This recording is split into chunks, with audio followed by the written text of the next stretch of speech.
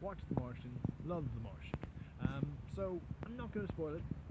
This isn't going to be a spoiler. It's a quick synopsis. So, it's up mankind's first mission to Mars, I believe.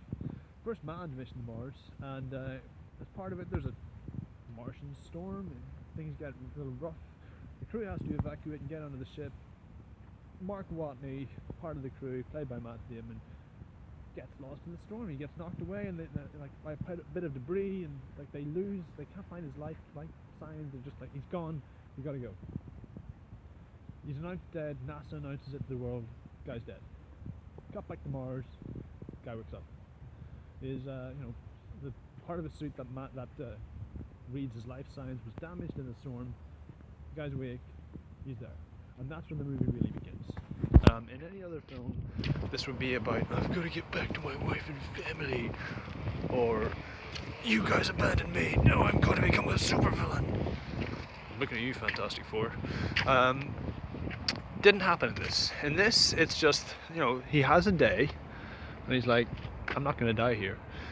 And he's resourceful, he's a genius, and it's a real sort of, it's a great human movie. It's a masterpiece. Full disclosure, you're not going to get a better film than this. To me, this is a 10 out of 10. This is Ridley Scott out Ridley Scotting himself.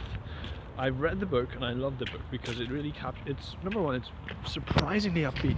I mean, there are emotional beats, but the film never gets you down. It's just so much it's a lot of triumph over adversity, and holy shit, there's adversity. I mean, there's one excellent monologue that Matt Damon does where he just says, this is space. Space works against you. Space isn't going to do you any favors. At some point, something is going to go wrong. You just got to work out the problem and then work out the next problem. That's it. And it's about him just sort of working over these obstacles. Like, again, he's a botanist, so he's like, okay, the next time there's a manned mission to Mars, will be this amount of time. I've got this much food. If I ration it, I need to start doing this. I need to start doing this. I've got this equipment. I can make this. And this is how I get in touch with Earth. Lovely, great, excellent. So, yeah, pretty friggin' excellent. And it's great. Damon carries it, okay. And he plays Mark Watney so well because Mark Watney as a character, like I said, he's a genius. He's resourceful. He's brilliant, and I love watching a genius at work. I love watching this guy who's really good at a thing, do that thing, and then overcome obstacles relating to that thing. But he's also surprisingly funny. Like I said, he never, there's moments where he gets frustrated or gets down, but he never gets depressed. When anything else, when everybody else will be like, fuck it, I'm slipping my wrist, it's done. He never reaches that point. He never reaches that nadir. He does, and he goes on. The rest of the cast are excellent as well. We've got Jeff Daniels playing the head of NASA, Kristen Wiig's in there playing the PR woman who has to sort of do a lot. Chiwetel Ejiofor is one of the guys sort of overseeing the rescue. He's brilliant. Let me see who else. Sean Bean's in it. A friend of mine was complaining about how Sean Bean doesn't die in this movie. I countered with, well, it would be a bit strange if, just for no reason at all, Sean Bean's character has a heart attack. Although I will say this, there is an excellent Lord of the Rings reference in this film, and it happens when Sean Bean is present, and I like that. The soundtrack, both the score is great, the soundtrack is disco, and yeah, cool. There's disco, man.